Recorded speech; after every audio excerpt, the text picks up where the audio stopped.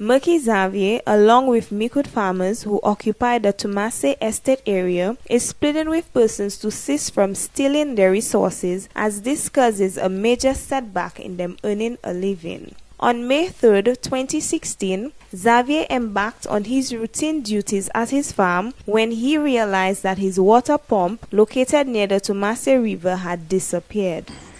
I set my pump by the Troumassee River every morning and pick it up every evening. But on that said evening, I was preparing for the market, so it stayed there a little longer. I sent two of my friends to pick it up. When they came back, they told me the pump wasn't there. I couldn't believe it, so I went myself and realized that somebody had actually cut the line that was attached to the pump because they could not have removed the attachment, so they just cut off the line and went away with the pump. It did not go down too well at the time, as in my mind I'd lost a very valuable tool, and it is very essential for my farm, for the day-to-day operation of my farm, because without water, and especially in that dry season, you cannot survive. And I actually felt disoriented at the time. I didn't feel like going to the market anymore. I just felt I needed to do something to get my pump, so I went to the police, made a report, run a search in the area, didn't get anything.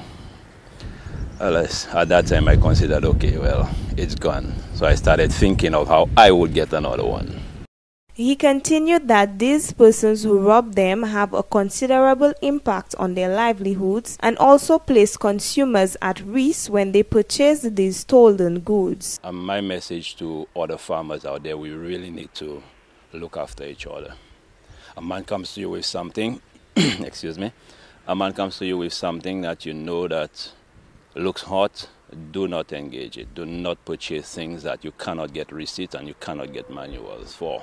And those larcenists, they just are not concerned about anybody but themselves.